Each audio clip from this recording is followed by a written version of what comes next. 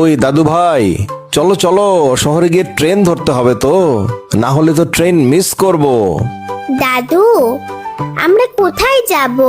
দাদু ভাই, ঢাকা শহরের সবচেয়ে সুন্দর ও বড় আমাদের প্রিয় ইসকন স্বামীবাগ মন্দিরে যাব। এ কি মজা, কি মজা! আমরা স্বামীবাগ মন্দিরে যাব, কি মজা! হ্যাঁ দাদু ভাই, 20 এপ্রিল সোমবার অক্ষয় তৃতীয়া চলে এলো যে।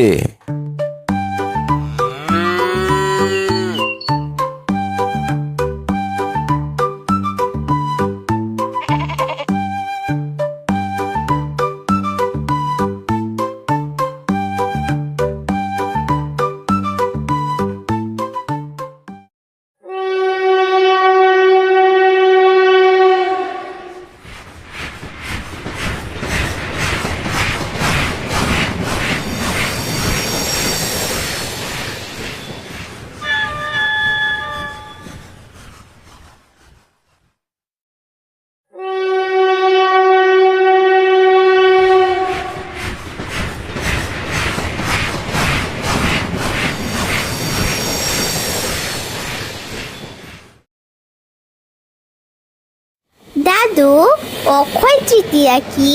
বৈশাখ মাসের শুক্লপক্ষের তৃতীয়া তিথিকে অক্ষয় তৃতীয়া বলে। এই তিথির মাহাত্ম্য কি?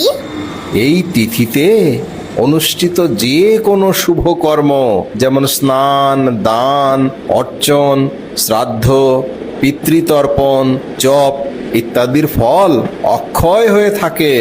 এই তিথিতে ঘটেছিল এমন কিছু ঘটনা সম্পর্কে আমাকে বলতে পারো? হ্যাঁ হ্যাঁ, নিশ্চয়ই। তবে শোনো, এই তিথিতে কি কি হয়েছিল। সত্য ও ত্রেতা যুগের সূচনা হয়েছিল। গঙ্গা দেবীর মর্তলোকে আগমন ঘটেছিল। ভগবান পরশুরাম আবির্ভূত হয়েছিলেন এই তিথিতে। মহাভারত রচনা শুরু হয়েছিল। যজ্ঞের উপাদান জব উৎপত্তি হয়েছিল এই তিথিতে। দ্রৌপদী সূর্যদেবের কাছ থেকে অক্ষয় পাত্র লাভ করেছিলেন এই তিথিতে। চন্দন যাত্রা শুরু হয়েছিল।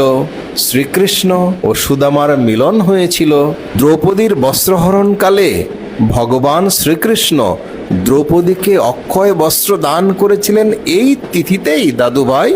ব্রহ্মা তার সৃষ্টিকার্যের সূচনা করেছিলেন।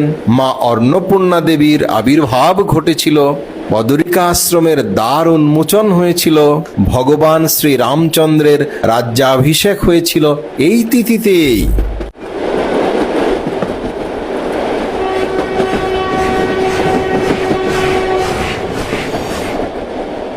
দাদু, এই তিথির এত মাহাত্ম্য! হ্যাঁ দাদু ভাই।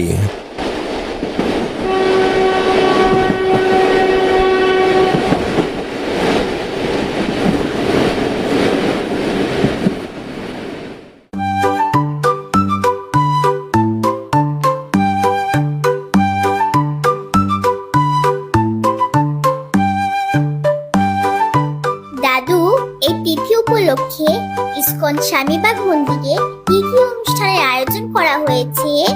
বৈদিক হোম যজ্ঞ, ভাগবতীয় প্রবচন, আর এবারের কীর্তন বিলাসে তো অনেক বড় বড় জনপ্রিয় কীর্তনীয়রাও আসবেন। তারপর সাংস্কৃতিক অনুষ্ঠান হবে, মহাপ্রসাদ বিতরণ হবে, এছাড়াও আরো অনেক অনেক অনুষ্ঠান রয়েছে। দাদু, তাহলে তো অনেক আনন্দ আর মজা হবে।